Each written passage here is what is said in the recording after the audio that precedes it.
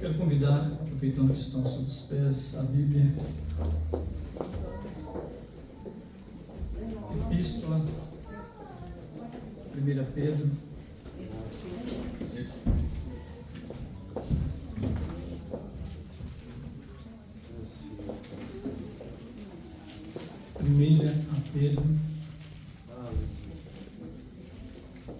capítulo 1.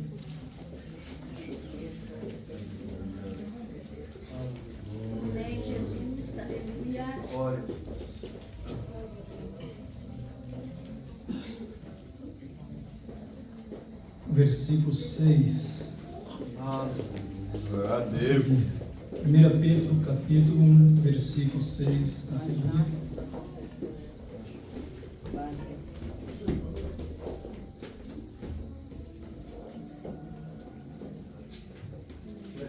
Amém, irmãos? Amém. No versículo 5, para melhor compreensão, está escrito: que, mediante a fé, estáis guardados na virtude de Deus, ou poder de Deus, para a salvação já prestes a se revelar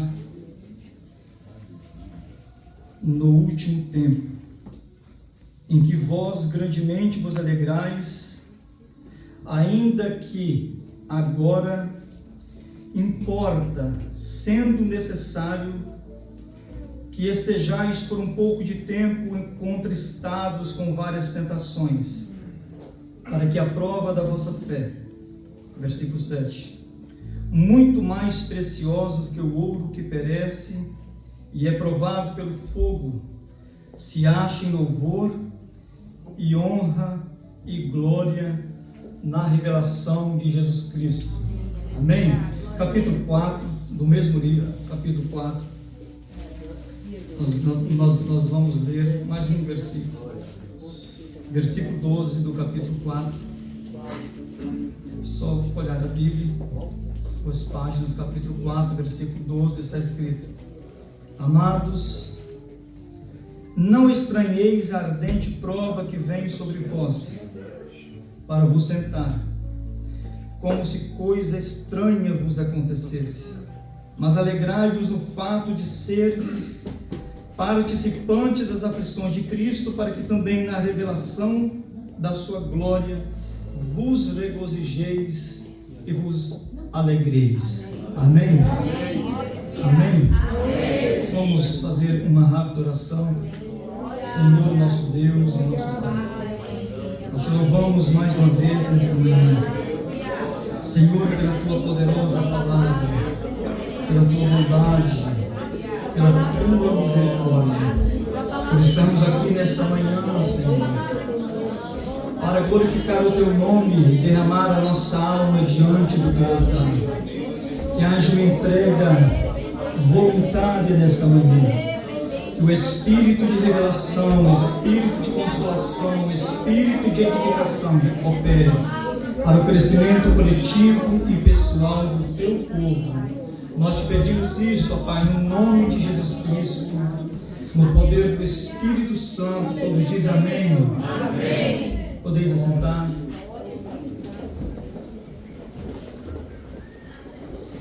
Glorifico a Deus. Glória a Deus, aleluia. Eu glorifico a Deus nesta manhã. Eu quero agradecer à igreja, aos irmãos de Cortém,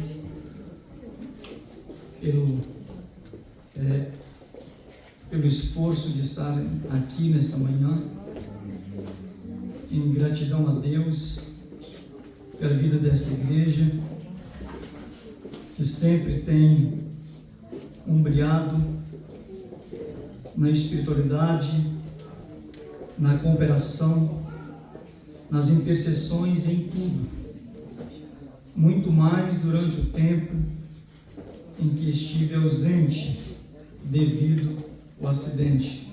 Eu quero glorificar a Deus com grande alegria, o pastor desta igreja, os obreiros, o ministério, a igreja em Antuérpia, todos quantos oravam e continuam orando, porque isto é bom e é agradável a Deus, que mesmo distante no corpo, presentes no espírito, mesmo em tempos distintos, a unidade da igreja permanece irresoluta, permanece firme, permanece constante. Amém, queridos? A igreja não é composta somente pelos crentes da Assembleia de Deus, mas é de todas as denominações em todos os lugares que amam a Jesus Cristo e o servem em espírito e em verdade. Ela não é composta somente pelos crentes vivos. A igreja é composta pelos crentes que já morreram também. Isto é o que a Bíblia afirma de forma claríssima em Hebreus capítulo 12, em Efésios capítulo 3. A Bíblia mostra a unidade da igreja, que não é dividida nem pela morte. A nossa unidade não está vinculada ao tempo, ela está na eternidade, na ausência de tempo. Ela não está em um local, em um prédio, ela está no Espírito, na pessoa gloriosa de Jesus Cristo. Amém? Deus abençoe com o Rafael e toda a família. Vieram para nos abençoar, nos honrar com a presença aqui. Retribuir a igreja, não um pagamento, mas um ato de gratidão e de honra. A família é de todos os irmãos, Diácono Miro, a irmã Cris, presbítero Kevin, irmã Pâmela, irmão Gilson, Ágata e família, irmão Wesley, irmã Renata, Deus abençoe. Deus abençoe de forma toda especial, irmão Bart, irmã Maria. Sempre que eu venho aqui, este casal nos acompanha, graças a Deus, é uma alegria. A minha esposa também, sempre juntos. E eu louvo a Deus pela vida da igreja de Kortrijk, pela vida da igreja aqui em Antuérpia. Amém? Amém! Queridos, vamos olhar para este texto. Eu quero compartilhar um pouco daquilo que vivi alguns dias atrás. Mas antes, eu quero te chamar a uma reflexão rápida neste livro de primeira epístola de Pedro à igreja. A igreja que estava em pelo menos 5 regiões, ele cita na introdução do livro. Então Pedro fala aqueles crentes que eram dispersos, espalhados e forrasteiros, aqueles que começavam no século I sentir o calor da perseguição. No primeiro século, Pedro está escrevendo para uma igreja que começara a sentir em sua existência o calor, a presença de uma perseguição que começava a acontecer. Agora escute, essa perseguição não era simplesmente uma perseguição de caráter espiritual. Era uma perseguição que abrangia a área psíquica, a emoção. E ela não parava por aí. A perseguição à igreja primitiva, ela se estendeu ao corpo, ao ponto que milhões de cristãos selaram a sua fé, o seu testemunho com seu próprio sangue. Eles permaneciam fiéis mesmo em momento de tortura, mesmo em momento de fuga, mesmo em tempo em que os bens eram espoliados, eram tirados pelo Estado, mesmo quando alguém o perseguia e crucificavam, queimavam, matavam com paus, com pedras e outros instrumentos, eles permaneciam fiéis. Pedro está escrevendo para esta igreja. O tema do livro principal é a santificação. Diga santificação. É o tema central da epístola. Agora Pedro ensina como santificar o nome de Deus, do capítulo 1, versículo 1 ao 4, 6. Sendo submisso à santidade no tempo de submissão, e aqui ele ensina a quem submeter. E ele diz que devemos ser submissos às autoridades, mesmo que elas fossem justas, porque os verdadeiros santos de Deus, eles permanecem fiéis, não revogam com o mesmo instrumento de tortura, mesmo quando são torturados de maneira piamente injusta, ilegal e legítima. A verdadeira igreja sempre permaneceu na confiança inabalável daquele que tudo vê, tudo pode e que é digno da obediência. A submissão que Pedro ensina no capítulo 1 até o 4, ela envolve submissão no sentido ao Estado, submissão dos servos em sentido aos seus senhores. Era tempo em que as pessoas podiam ter escravos. E Pedro disse: se você é um escravo, sendo servo, ainda que o seu senhor for injusto e te espancar, não responda com agressividade, mas faça como Cristo fez.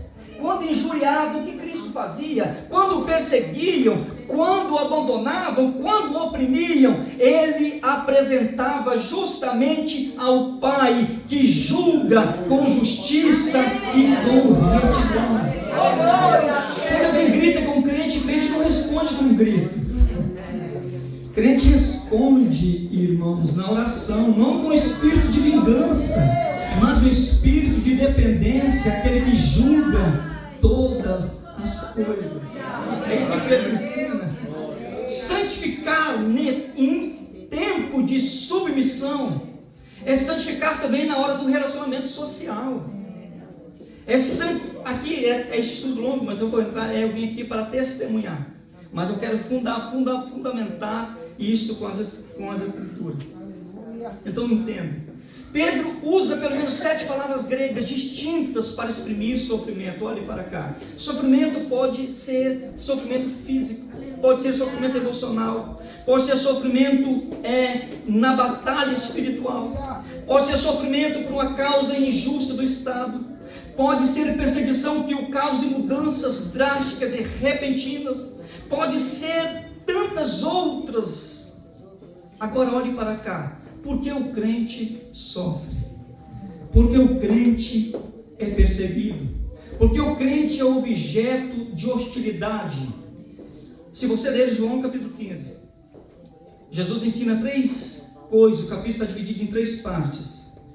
Nós sofremos primeiro porque servimos a Deus, e há uma oposição do mundo espiritual. Satanás te odeia, e ele trabalha para causar sofrimento no seu corpo, na sua existência, na sua vida, todo o tempo, ininterrupto. Ele está trabalhando de dia e de noite para te ver chorar. Ele está trabalhando de dia e de noite para te ver murmurar. Ele está intensificando as perseguições para te ver distante daquele a quem temos crido.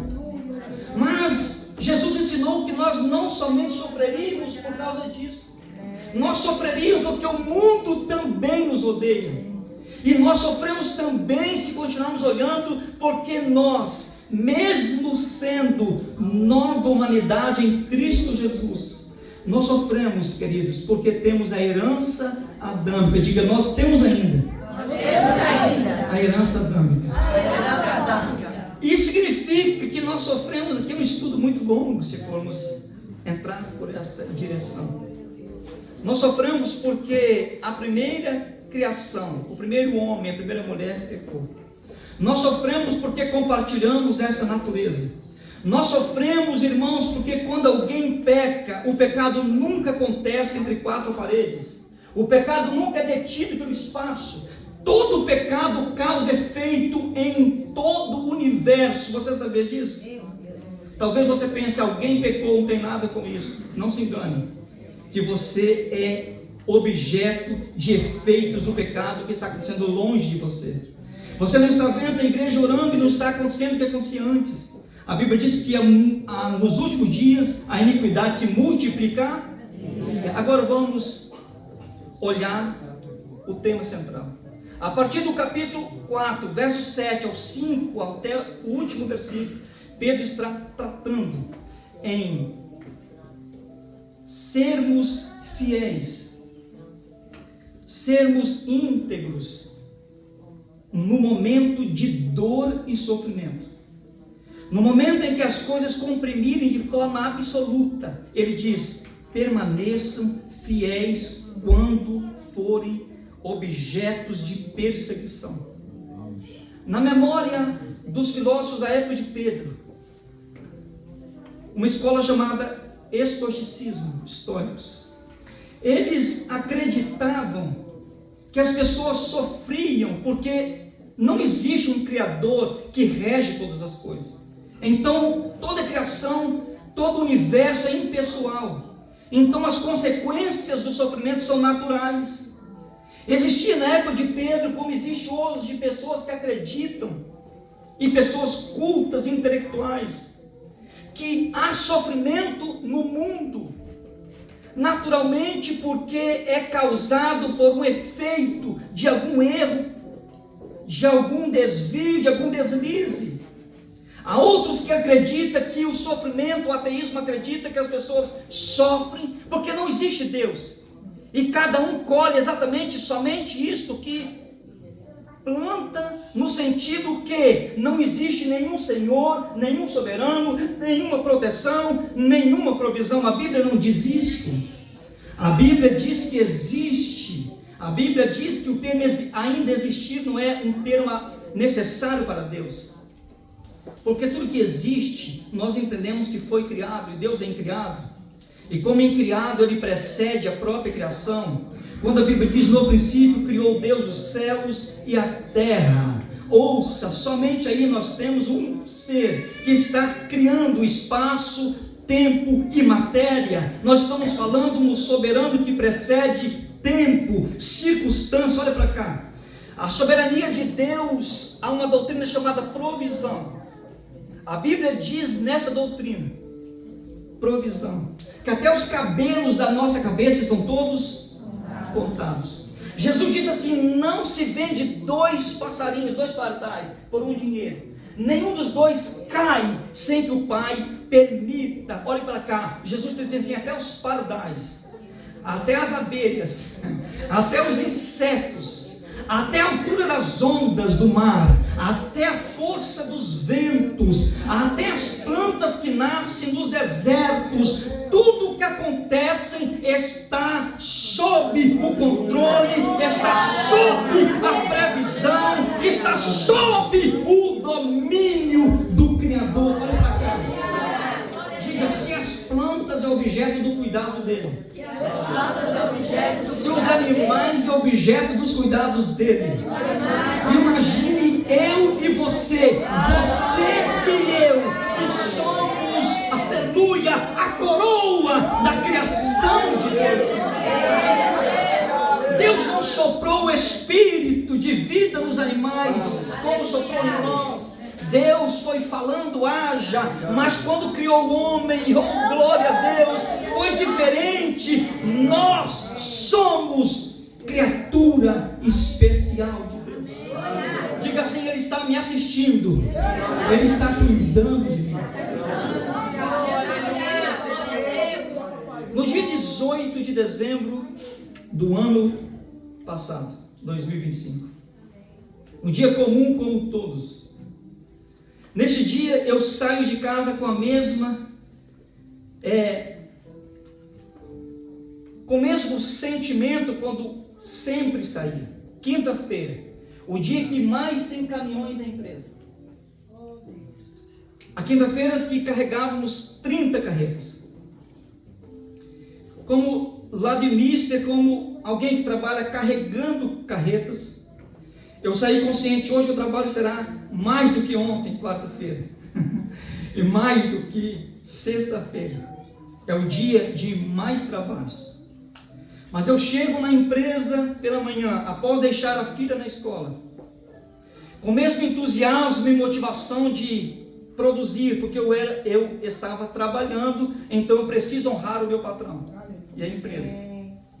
Então naquele dia eu chego no vestuário, alguém liga de um dos compartimentos de trabalho e diz: venham rápido para cá, porque há um tonel que o tapete, há uma máquina, deixe-me explicar para os irmãos compreenderem. Lá de Mister trabalha com carregamento.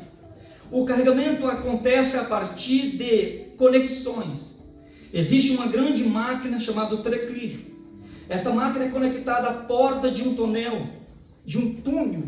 O túnel é muito mais comprido do que essa igreja, que tem aproximadamente 25 a 32 metros. E este túnel está lotado de substrato, substância em que as pessoas levam para a fazenda, onde será espalhado nos... Ajuda-me, que me passou o nome. Não nas estufas, onde é cultivado o cogumelo, champignon. Então nós estamos ali neste trabalho. Então a máquina, conectamos o tapete que está nela em um rolo de 4,5 metros. Então ligamos essa máquina, ela vai puxar aproximadamente 150 até 220 toneladas de substrato. Um único tonel é suficiente para carregar 5 caminhões carreta. Imagine o poder, a força de uma máquina para puxar toda essa composta, pastor. Essa máquina é forte, poderosa e gigantesca. Nós trabalhamos nisto. Só que aquela manhã, após um tonel estar vazio, o único trabalho que tinha naquele momento que alguém ligou chamando-nos para lá, era para tirar o tapete. Após o uso, esvaziar o tonel, o tapete precisa voltar para o seu lugar. Então 2 pessoas pegam um lado e outro, e alguém controla a máquina liberando o tapete, e vamos puxando 30 e poucos metros e deixamos a máquina livre. Mas aquela pessoa que passou a noite, a madrugada trabalhando, o tonel esvaziou às 5 da manhã. E quando chegamos no trabalho, nossa entrada é 9 horas. A pessoa ainda estava no mesmo lugar tentando tirar o tapete. Isto não é comum. Isto nunca acontece. Então a pessoa está sozinho dentro da máquina. Está irritado, está oprimido. E então eu chego para eu, mais 2 pessoas, uma equipe de 3.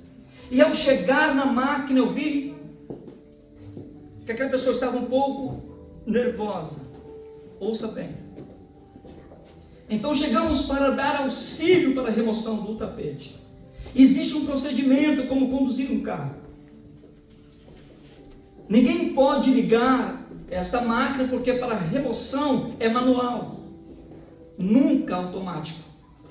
É manual. Então alguém precisa ficar manuseando. Se as pessoas que estão puxando o tapete gritam: para, stop, parou. Porque é necessário alguém estar aqui.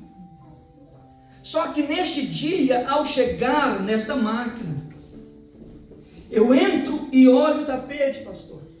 Havia tapete dentro, havia tapete debaixo e havia tapete do lado do tonel. Havia uma confusão de tapete ali, porque o rapaz trabalhou 4 horas e não conseguiu fazer nada. Então ouça, eu olhei para a máquina e fiz uma leitura e disse: olha, o tapete não está conectado, então não é necessário ligar a máquina. Por quê? Se não há, tem uma caneta aí, eu tenho aqui. Aqui está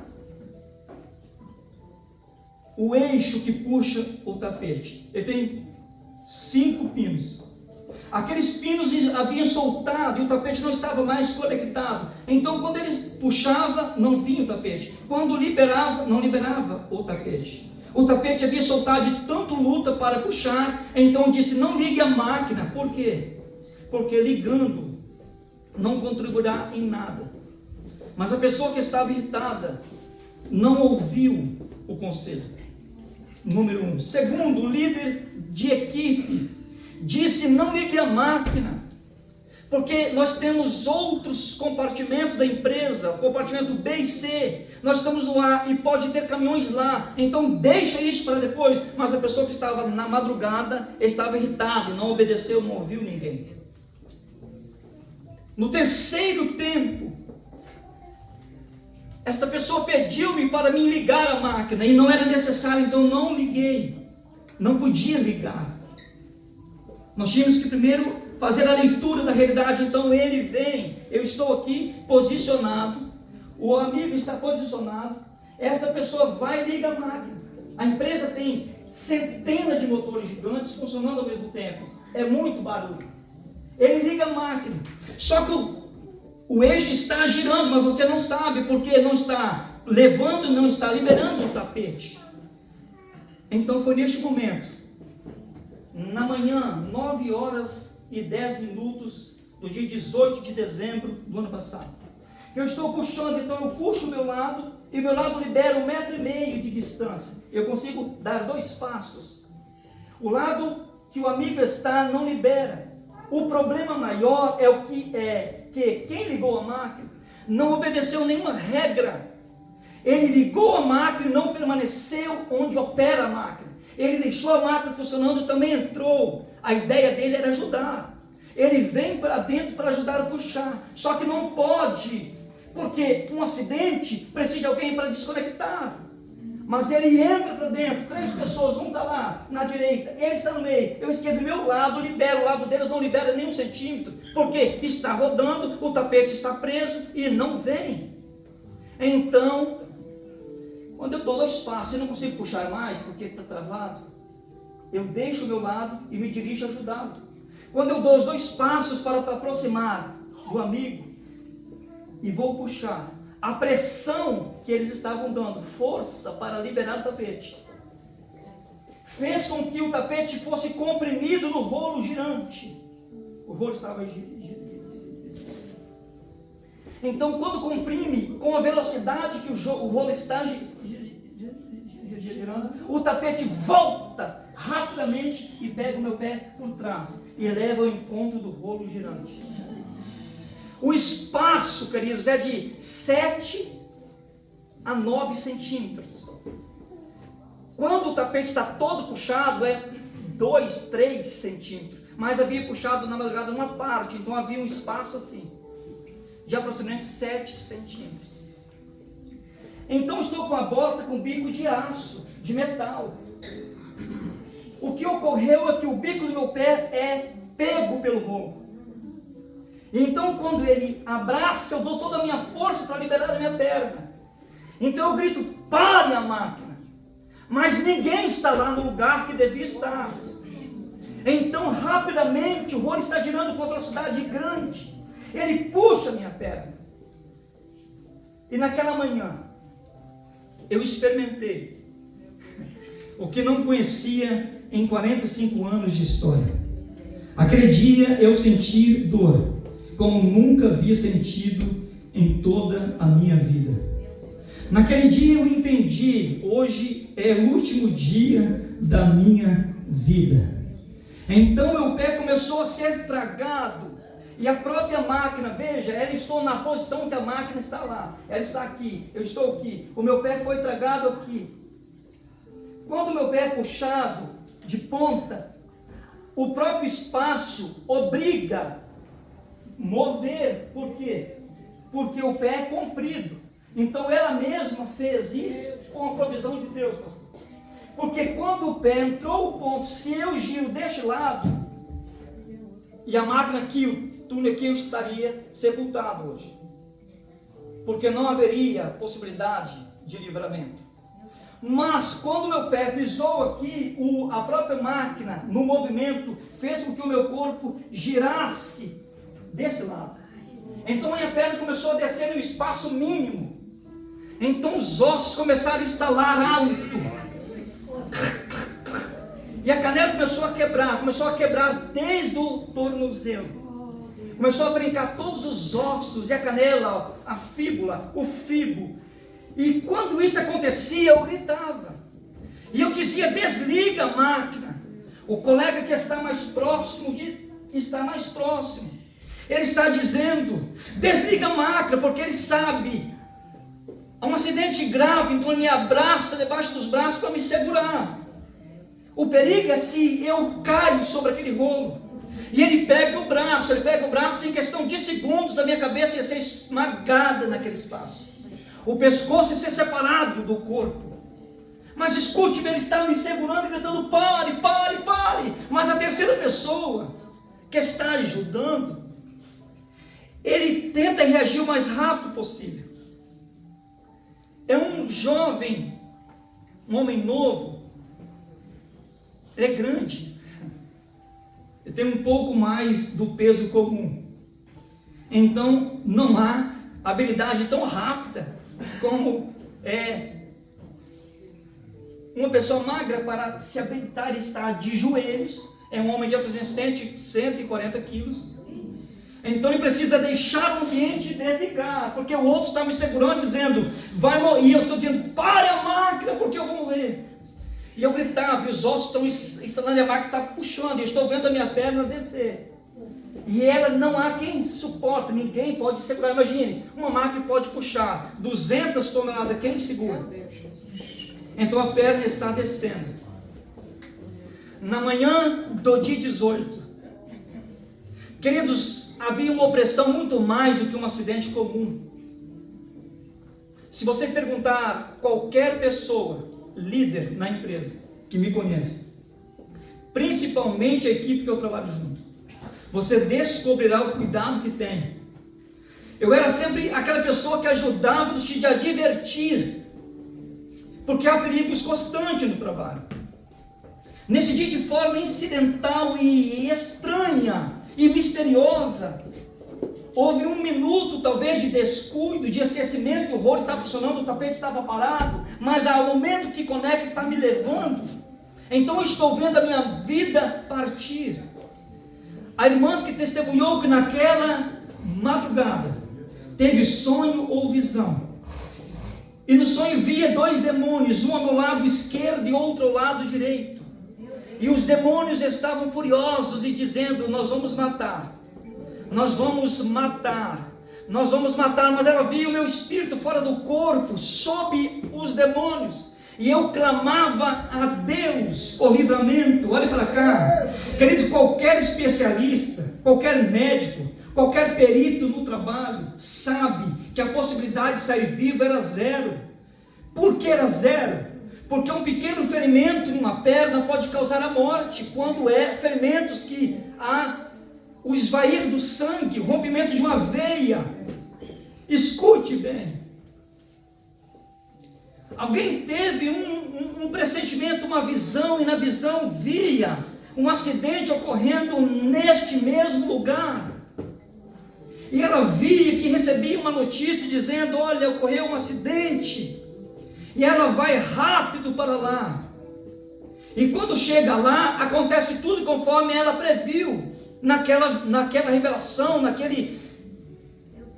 E ela viu que alguém vinha ao encontro dizendo: não se aproxime da máquina, porque talvez você não conseguirá ver o que está acontecendo lá dentro e poderá piorar a situação. E ela teve esta visão uma semana antes. Eu não sabia. Agora o problema é que aquela visão não parou na máquina. Parou que eu era removido após algum tempo. E eu ia a óbito. E naquela visão, ela me via sendo velado e sepultado no cemitério de Wilbraham, próximo à nossa cidade. Escute bem. Eu havia entrado em um propósito de oração alguns dias antes. E eu estava orando algumas horas à noite. Eu estava dizendo: Deus, eu já estou com 45 anos. Eu já estou com 45 anos. O Senhor me fez muitas e grandes promessas. E eu sei que nenhum corpo consegue ser apta a responder o ministério depois que o vigor passa. Depois que a força física passa, ninguém aguenta orar e jejuar mais, como ora e jejum jovem. Então a Bíblia aconselha os jovens a usar o seu tempo, a sua força, as suas habilidades para a glória do Senhor. Você entende isso, querido? Se Deus te chamou, aproveite a sua força, aproveite a sua saúde, aproveite a vitalidade do seu corpo para dedicar ele somente a Deus. Porque olhe para cá, queridos, o dia mau chega. E ele pode chegar quando você jamais espera. E este dia surpreende, pode chegar na juventude, pode chegar em qualquer estação da sua vida. Então aproveite para dedicar a sua força. Dobre os seus joelhos enquanto pode, porque hoje estou orando, mas eu preciso orar deitado, eu preciso orar sentado. Deus ouve a oração deitado? Ouve. Deus ouve a oração sentado? Ouve. Mas eu gostava de orar de joelhos. Agora escute, em minutos eu tenho uns minutinhos para resumir. Em minutos o meu corpo está quase todo. Então quando a minha perna entra até aqui, o meu corpo chega ao fundo da máquina. Então ele para, então aquele rolo continua rolando nesse lado. Ele está puxando. Eu não sei como estão os meus ossos. No momento dos estados eu não estou sentindo dor. O corpo reage assim. Mas minutos, a dor começa e ela não tem limites. Então eu começo a gritar, eu começo a orar, eu começo a dizer: Deus, por que isto? Por que me sobreveio esta dor tão grande, este mal? Eu estou vendo a minha morte. O ambiente não era para sobrevivência. Uma veia, se houvesse rompido, eu teria morrido ali. Isto era 9h15 da manhã. E eu estou lá, daqui a uns minutos chega os corpos de bombeiro, chega os paramédicos, chega líderes, chega liderança da empresa, chega chefes de equipe. Todo mundo está me vendo em agonia insuportável. Pessoas nem se aproximam, distante, começam a gritar em pânico, que me conhecem dentro daquela empresa. Outros dizem: eu não vou lá, eu não vou porque eu não aguento ver o que está acontecendo, e permanece. Agora olhe para cá, dentro daquele pavilhão, lá de Praça A, só se ouve grito, alguém dizendo: Deus, tem misericórdia de mim. Olhe para cá, o corpo de bombeiros chega, o equipamento deles, eles não conhecem a máquina, então eles chegam para usar aquilo que se usa em um acidente de automóvel. Há uma máquina de pressão para abrir portas de automóveis ou de uma casa, e eles conectam duas máquinas, cada uma tem força de 40 toneladas, 40 mil quilos. Duas máquinas, 80 toneladas, operando em tempo simultâneo, não liberam espaço da minha perna nem um milímetro. Então eu estou sofrendo a dor que não tenho palavras para descrever, só que eu estou olhando os recursos insuficientes, e eu estou dizendo: meu Deus, o que será de mim? Como vou sair deste lugar? E eu estou vendo as máquinas bombando, eles lutando, e nada acontece. Os médicos não querem usar nenhum remédio, porque há uma equipe sustentando meu corpo. Esta perna está comprimida sobre o meu joelho. Eu acreditava, todos os ossos dessa também já foi comprometido. Essa está esmiuçada, ela está como um pastel, quando passa pelaquela... Agora, do cilindro, isso mesmo. Agora escute, meus irmãos. Passou 20 minutos, passou 1 hora. Eu estou no mesmo lugar, com a mesma dor, sentindo a morte. Um amigo, o pastor Sérgio, ele entrou na máquina e se colocou do meu lado. do princípio ao fim. E ele segurou a minha mão e disse: olha, eu não vou te deixar sozinho. Eu vou continuar aqui e Deus vai nos dar a vitória. E ele começou a orar. Ele não parava de orar, pessoas choravam de fora, de dentro, e estão tentando recurso, mas passou 2 horas, eu estou no mesmo lugar, com a mesma dor. E 2 horas, irmãos, é tempo além do normal, é necessária a amputação da perna. Os paramédicos estão se programando com todo o equipamento para cortar a perna. Mas o patrão está dizendo: não, nós vamos tirar. Agora escute, os peritos, os profissionalizados, aqueles que vieram, o corpo de bombeiro com uma equipe grande, está dizendo: não há como retirar ele, porque não há máquina nenhuma que consegue causar uma abertura nessas barras fortíssimas de aço. Agora olhe para cá. A Bíblia dizia: o choro pode durar uma noite, mas a alegria vem. Você entende isso? Paulo disse aos romanos assim: olha, maior é o que está conosco do que o que está no mundo. A Bíblia diz, Romanos 8:29, assim: todas as coisas cooperam para o bem daqueles que amam a Deus. Meus amados, na língua grega, todas, não é só as coisas boas que acontecem, não é só as coisas programadas. No original está dizendo que na vida de quem é fiel a Deus, até a dor e a adversidade é programado, ou permitido, ou planejado para Deus trabalhar. Olha para cá, você entende isso? Jó era o homem mais rico do Oriente. Jó era o maior empresário. Jó era o homem do agronegócios. Jó tinha milhares de animais no campo, fazendas, funcionários. Era um homem íntegro. E ele não, a Bíblia não diz que ele é íntegro pela boca de um amigo que convive com ele. Não é a mulher de Jó que diz que ele é íntegro, não é os filhos, nem os amigos da cidade. É Deus. Deus diz: olha, ele é íntegro, temente e se desvia do mal. Aleluia. Mas em um único dia, quando uma reunião de Deus com os anjos está acontecendo nos céus, ele entra lá. E quando Satanás chega na reunião, olhe para cá, eu vou resumir de errar, pastor. Quando Satanás chega lá, Deus pergunta: o que você veio fazer aqui? Ele vem: de onde você vem? Eu venho de rodear a terra. Eu gostaria de abrir esse toque. E eu venho de passear por ela. Por que ele está falando isso? Será que ele está dizendo: Deus, a criação sua agora está sob meu controle, porque ninguém, não há nenhuma resistência lá, eu passeio? Ele está falando de passear. Passear é sair sem preocupação, não há nenhuma oposição. Ninguém passeia com sentimento negativo.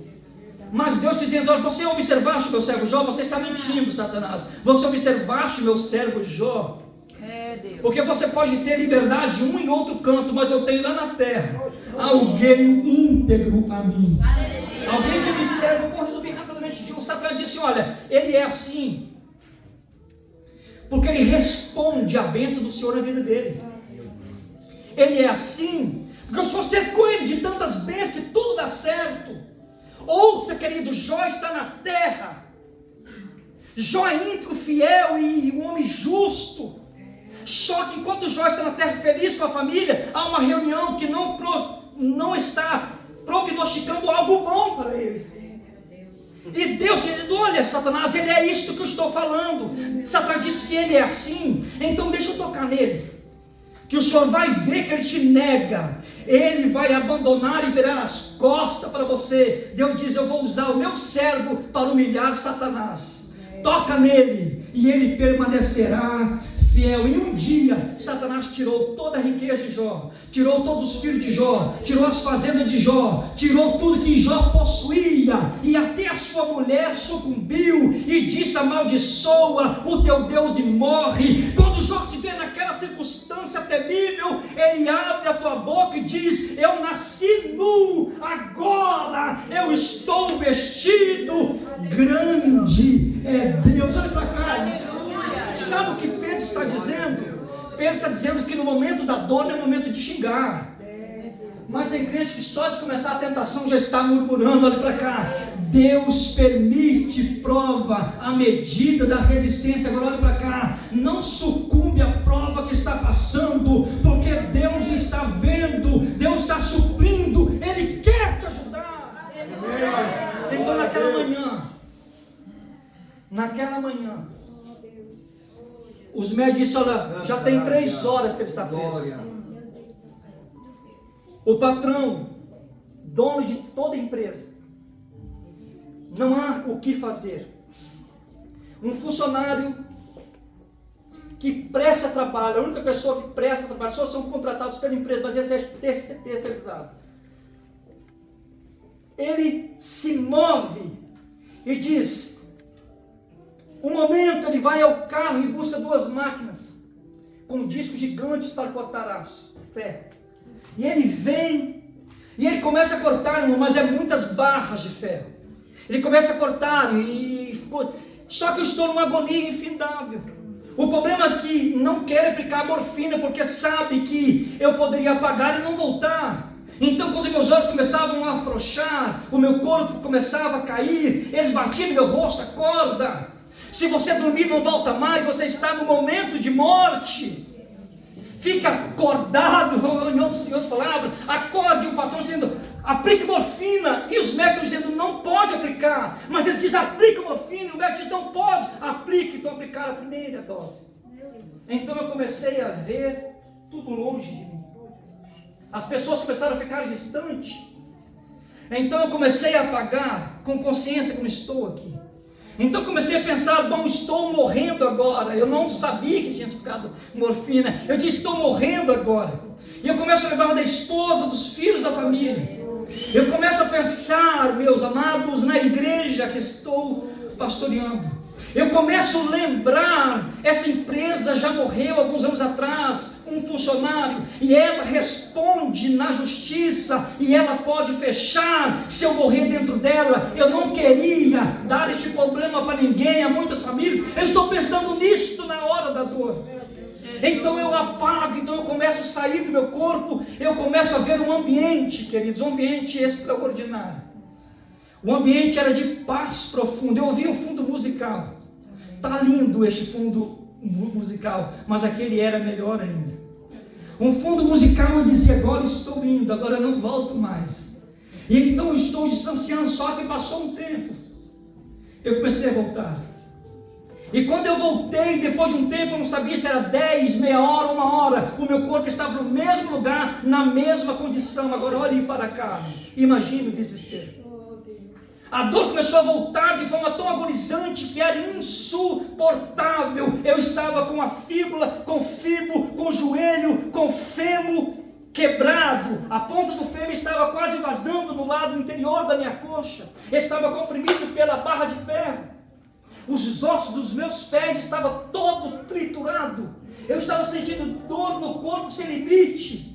Agora escute, eu estava esperando em Deus por um milagre, mas ao mesmo tempo vendo a morte me levar, e Satanás estava dizendo, eu vou matar, eu preciso matar. Satanás te odeia, meu irmão, você sabia disso? Olhe para cá, no mesmo instante, começou a igreja a orar. O pastor Martinini recebeu a informação aqui, a igreja de Kortrijk, igrejas na África, igrejas no Brasil, igreja na Suíça, igreja na Alemanha, igreja na Holanda, igreja em Portugal, começaram a orar simultaneamente. Olhe para cá, no momento lá em Porto Alegre, Deus tomou uma irmã, ela não sabe nem quem sou, e quando ela começou a orar por mim, o Espírito de Deus deu uma revelação instantânea. Ele disse, olha, era para a morte, Satanás planejou tudo e levaria, mas eu estou punindo, parando a morte, e vou tirar ele com vida. Eu vou concluir. Os médicos disseram, já estava com todo o aparelho na coxa para imputar. A cirurgiã chegou com todo o equipamento, vamos cortar a perna bem em cima. Agora vamos cortar. O patrão disse, não vão. Um funcionário disse, me dê 5 minutos. O Espírito de Deus fez como fazia com Sansão. entrou nele. E quando entrou nele, aquele homem virou um gigante, ele parecia um gigante, ele começou a trabalhar de uma intensidade. Irmãos, em fração de minutos, ele conseguiu romper as ferragens com aquela máquina, não sei como. Então aquele equipamento do corpo de bombeiro agora conseguiu abrir, por quê? Porque os ferros estavam cortados. Então eles começam a me tirar, um paramédico olhando, era muçulmano. E o paramédico sabe que a situação é de morte, ele sabe fazer a leitura de acidentes. E quando o meu corpo começa a ser puxado, ele diz assim em holandês para os amigos que estão ao lado dele, ele diz: olha, verdadeiramente, esse rapaz serve o único e soberano Deus, porque como alguém pode sobreviver a uma situação dessa? Aleluia! Os médicos os líderes, empresas, funcionários, todos estão unidos lá esperando, porque o meu corpo é tirado rapidamente. A polícia bloqueou todas as estradas, rotundas, havia policiamento em todos os lugares, e vou rápido para o hospital em Roncesvalles. Agora escute, em Rumbique, agora escute. A empresa está lá, esperando a notícia, todo mundo torcendo, ele não vai perder a perna, ele não vai morrer. Mas o diabo dizendo: eu vou matar. Deus dizendo: eu não mato, cara. Você só vai até onde eu permito. O sofrimento pode durar, mas eu tenho o poder de fazer um dia novo na sua vida. Você está entendendo? O sofrimento nos ensina, queridos. Eu vou terminar agora. O sofrimento nos ensina muitas coisas. É o meio pela qual Deus aperfeiçoa-nos. Olha para cá. Jó foi aperfeiçoado no sofrimento. E Jó mesmo disse: Deus, eu ouvia falar, mas agora eu mesmo o vejo, os meus olhos te contemplam agora. A Bíblia diz que Jesus foi aperfeiçoado pelo sofrimento. Eu não vou abrir aqui porque é muito profundo isso, porque alguém vai pensar: ele tinha erro. Não é isso. Aqui a palavra grega é outra, fala da experiência que ele passava para o legado para nós. Jesus não é tentado no sentido que alguém é moralmente a sucumbir à tentação, mas ele é sujeito a sentir a tentação, identificando ela, mas não sujeito a cair nela. Agora para cá, a cruz é o meio pela qual o sofrimento que Cristo padece pode aperfeiçoar todos quantos o recebem. Olha para o teu mendigo: o sofrimento que Deus está permitindo tem propósitos. Primeiro, Deus quer melhorar você. Diga: segundo, Deus quer produzir glória para o seu nome. Diga: terceiro, Deus vai humilhar Satanás. Satanás que nos Jó, olha o que eu faço com você, cadê os seus bens? Olha o seu corpo, está podre. Olha o que estou fazendo. Deus está dizendo lá do céu assim: Satanás, continua, porque está chegando a hora de eu entrar em cena. E quando eu entrar, você vai entender que o seu mal, o seu trabalho, eu estou usando para abençoar Jó. Sabe, pastor, o que Deus quer dar para Jó? Você sabe o que Deus queria dar para Jó? Diga o quê? Deus queria dar mais do que Jó tinha. Deus queria dar em dobro o que Jó possuía. O dobro de comunhão, o dobro de revelação, o dobro de propriedade, o dobro de glória. Olha para cá, aceite o propósito de Deus. Glória a Deus.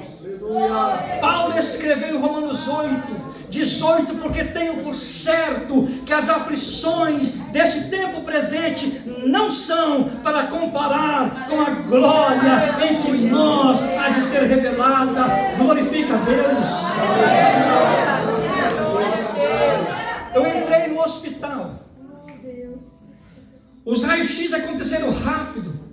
Eu assinei 3 papéis porque eu receberia uma anestesia geral. Eu consegui assinar, sim. 3 assinaturas ainda. Não importava, a dor era muito grande. Agora olhe para cá, queridos, olhe para cá. A empresa está lá, alguém está ele vai perder a perna? Pergunta os médicos, ele diz, olha, não vai perder a perna. Nenhuma veia foi rompida. Satanás quis tirar a vida, mas Deus disse, a vida pertence somente a mim. Satanás quis tirar a perna, e Deus diz, não vai tirar nem a perna, nem o dedo, e nenhuma unha vai cair, esmagou, não vai cair. Satanás está dizendo, eu vou tirar ele de atividade. Deus está dizendo, não, eu estou querendo dar um tempo maior para se dedicar na oração, no jejum e na busca. Levanta a tua mão para o céu, diga, meu Deus, cumpre em meu corpo